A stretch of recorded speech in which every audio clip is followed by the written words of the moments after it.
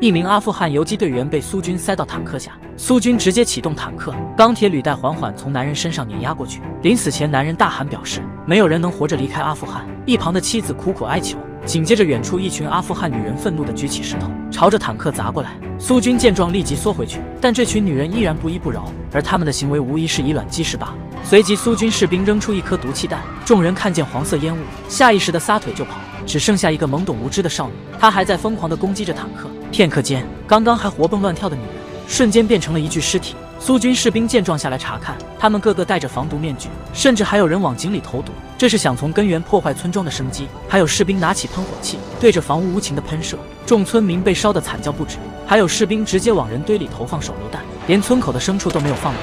而他们的任务就是要把这个村庄从地图上抹掉，即便他们站出来反抗，依然是不堪一击。面对装备精良的苏军，他们只会死得更惨。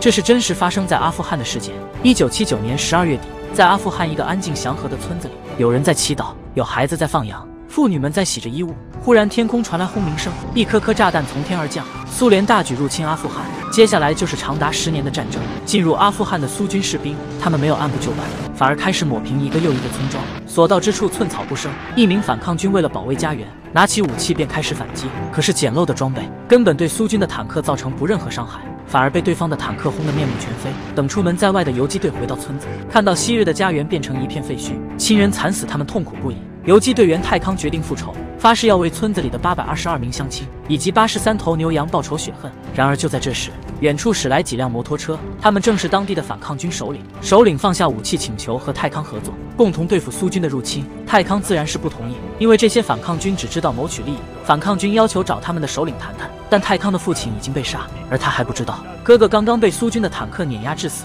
当他看到哥哥的残骸时，复仇的怒火从他心里燃起，他决定答应合作。之所以反抗军找游击队合作，只是因为他们刚刚在不远处的山谷中发现了一辆迷路的苏军坦克。由于反抗军人手不够，再加上简陋的装备，不足以消灭那辆庞然大物。而另一边迷失在山谷中的苏军出现故障停了下来，而不远处的游击队正在悄然靠近。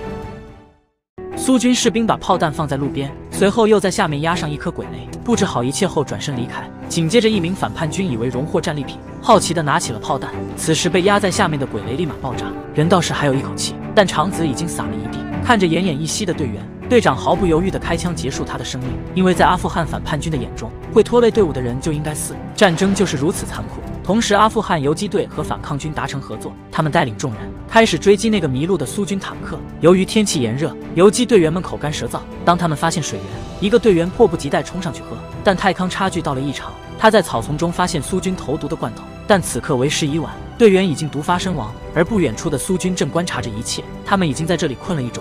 不愿硬刚的苏军选择撤退。夜晚，坦克小队来到一处山崖下休息，突然一颗手雷出现在脚下，好在几人及时躲开，并没有被团灭。他们随即爬到坦克下，游击队员在山上猛烈射击，打得苏军抬不起头。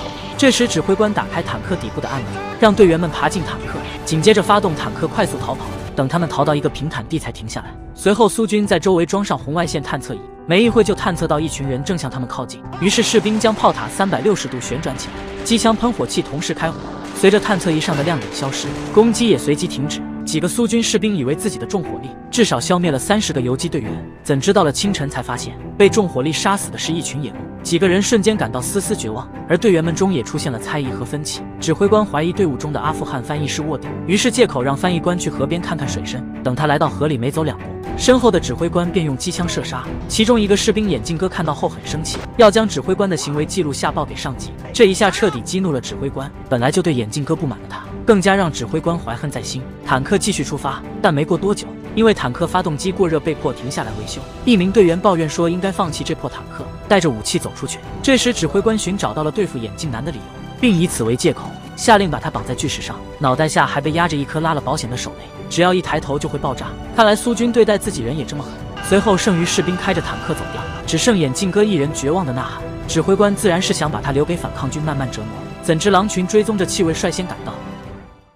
眼镜男被队友狠心绑在岩石上，还在他脑袋下放了一颗手雷。眼镜男不断的大声求救，却引来了大批的狼群。一群饿狼恶狠狠地扑向他，眼镜男连忙将头抬起，他似乎忘了头下压着一颗手雷。随着一声爆炸，几只饿狼当场被炸死，声响将剩余狼群驱走。眼镜男算是死里逃生，但是还没等他缓过神来，炸弹声又引来了一群阿富汗女人。看着绑在岩石上的苏军士兵，女人们拿起石头朝他扔去。他们想起了村庄里惨死的村民，还包括自己亲人的画面。他们扔石头的手变得更加用力。眼镜男的声声惨叫吸引了不远处的阿富汗游击队，但是当他们赶到这里时，却阻止了女人们的发疯行为。游击队不仅没有杀掉苏军士兵，还好吃好喝的伺候着。因为游击队长知道士兵会用火箭炮，他想邀请眼镜男加入队伍一起复仇。眼镜男有些犹豫，但是当他想起指挥官对他做的种种伤害，眼镜男决定答应他们，并且担任起游击队里火炮手的职位。